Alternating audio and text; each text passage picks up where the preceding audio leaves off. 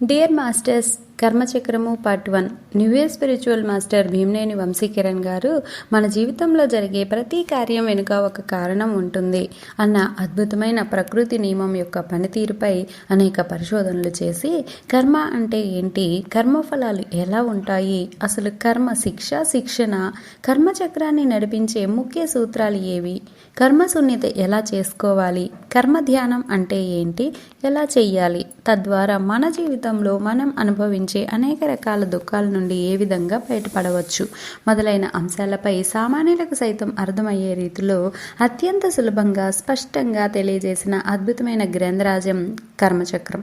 Sadhguru spiritual foundation ద్వారా ఆ పుస్తకంలోని నేను అనుభవిస్తున్న బాధలు నా జీవితంలోకే ఎందుకు వచ్చాయి అన్న వినూత్న కోణంలో ఆలోచింపచేసే ఓ కథను తెలుసుకుందాం. ఒకసారి పురావస్తు శాఖ వారు ఒక పెద్ద జమీందారు బంగ్లాను మ్యూజియంగా మార్చారు.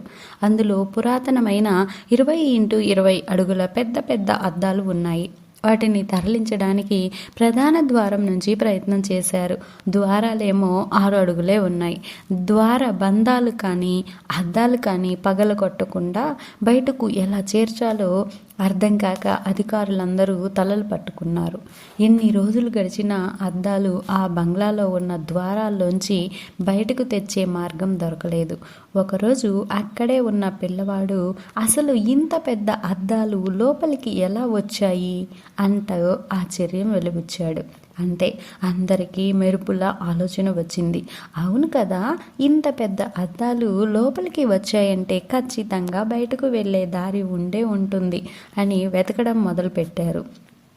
ఆ వెతుకులాట తొందరలోనే ఫలితాన్ని ఇచ్చింది. సన్షైడ్ క్రింద ఉన్న 30 అడుగుల ఖాళీ ప్రదేశం నుంచి అద్దాలు లోపలికి తెచ్చి దానిని ఇనుప కమ్మీలతో మూసివేశారని అర్థమయ్యింది. ఇంకేం, దారి దొరికింది కదా. ఆ గ్రిల్స్ విప్పదీసి అద్దాలు సురక్షితంగా బయటకు తీసుకువెళ్లారు. ఈ కథలో గొప్ప నీతి ఉంది. అది మన జీవితానికి దగ్గరగా ఉంది. భవనం అంటే మన జీవితం, అద్దాలు అంటే మన కష్టాలు. మనం ఎంతసేపటికి మన కష్టాలను మన జీవితంలోంచి ఎలా బయటకు పంపాలి, అనారోగ్యాల నుండి ఎలా తప్పించుకోవాలని ఆలోచిస్తూ సమయాన్ని ధనాన్ని వృధా చేస్తున్నామే కానీ అసలు అవి మన జీవితంలోకి ఎందుకు వచ్చాయి అని మాత్రం ఆలోచించడం లేదు. ఎప్పుడైతే మనం అనుభవిస్తున్న బాధలు మనకే ఎందుకు వచ్చాయి, ఏ కార్యకారణాల వల్ల వచ్చాయి అని తెలుసుకోగలిగితే వాటిని వచ్చిన దారినే బయటకు పంపవచ్చు. ఒక కార్యం జరుగుతుందంటే దానికి కారణం ఉండే తీరాలి. ఆ కార్యకారణ సంబంధమే కర్మచక్రం. ప్రకృతి శాసించిన ఒకానొక అద్భుతమైన నియమం కర్మలు, కర్మఫలాలు. కర్మలు, కర్మఫలాలు. కర్మ అంటే మనం చేసే పనులు, కర్మఫలాలు అంటే మనం చేసే పనుల ద్వారా వచ్చే ఫలితాలు. కర్మలలో అంటే మనం చేసే పనులలో 3 రకాలు. 1 పాపకర్మలు, 2 పుణ్యకర్మలు, 3 సత్యకర్మలు. పాపకర్మలు ఇతర ప్రాణికోటికి మనం ఉద్దేశపూర్వకంగా మన ఆనందం కోసం, మన సౌఖ్యం కోసం హాని కలిగించడమే పాపకర్మ అంటే హింస చేస్తే పాపం వస్తుందన్నమాట. పుణ్యకర్మ ఇతర ప్రాణికోటికి మనం ఏదైనా ఆశించి గుర్తింపు కోరుకుంటూ చేసే సేవ పేరే పుణ్యకర్మ. నేను అన్న భావనతో సేవ చేస్తే పుణ్యం వస్తుంది. సత్యకర్మ ఇతర ప్రాణికోటికి మనం ఏదీ ఆశించకుండా, మరి ఏ గుర్తింపు కోరుకోకుండా చేసే నిస్వార్థ సేవ పేరే సత్యకర్మ. ఏమీ ఆశించకుండా నిష్కామంగా చేసే సేవ వలన సత్యకర్మ ఫలితం వస్తుంది. సృష్టి యొక్క నియమం ఏమిటంటే ఎవరు ఏది చేస్తే దాని ప్రతిఫలం వారు అనుభవించవలసి ఉంటుంది.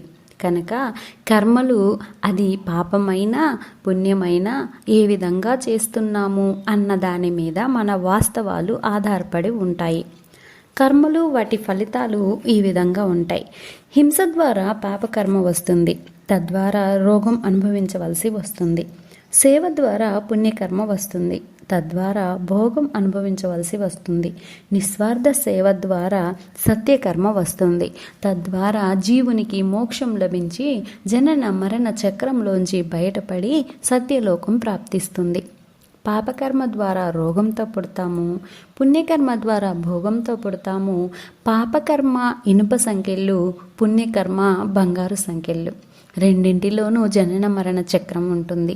పాపకర్మ నుండి బయటపడాలంటే దానికి ప్రధానమైన కారణం అయినటువంటి హింసను విడనాడాలి. చాలామంది మేము ఏ పాపము చేయటం లేదు అంటూ మాంసాహారం భుజిస్తారు. వీరి దృష్టిలో అది పాపం కాకపోవచ్చు, కానీ పరమాత్ముని దృష్టిలో ప్రతి ప్రాణి యొక్క ప్రాణం విలువ ఒకటే. సృష్టికర్త దృష్టిలో ఏ మేక, ఏ కోడి, ఏ చేప ప్రాణమైనా మానవుని ప్రాణం కన్నా ఎంత మాత్రమూ తక్కువ కాదు. కనుక మేకను, కోడిని, చేపను మరి ఏ ఇతర ప్రాణులనైనా మనం చంపితే లేదా మన ఆహారం కోసం ఎవరి చేతైనా చంపించి భుజిస్తే అది హింస కూడు అవుతుంది, తద్వారా పాపకర్మ జమ అవుతుంది. అందుకే కృష్ణుడు స్పష్టంగా చెప్పాడు, ఒక జీవిని చంపడానికి ఆమోదించేవాడు, చంపేవాడు, అవయవాలు నరికేవాడు, వండేవాడు, వడ్డించేవాడు, భుజించేవాడు, ఇలా అందరూ హంతకులే, పాపకర్ములే. ఎందుకంటే మనం ఒక చిన్న చీమకైనా ప్రాణం పోయగలమా? మనకు సృష్టించే శక్తి లేనప్పుడు వధించే హక్కు కూడా లేదన్న విషయం సదా గుర్తుంచుకోవాలి. పాపకర్మ మరియు మాంసాహారంపై సాధకులు అడిగే ప్రశ్నలకు వంశీ గారు ఇచ్చిన జవాబులు ఇక్కడ పొందుపరచబడినవి. రేపటి భాగంలో అవి తెలుసుకుందాం. ఇంతటి అద్భుతమైన ఆత్మ జ్ఞానాన్ని మనకి అందించిన వంశీ గారికి శతకోటి కృతజ్ఞతాభివందనాలు. Thank you.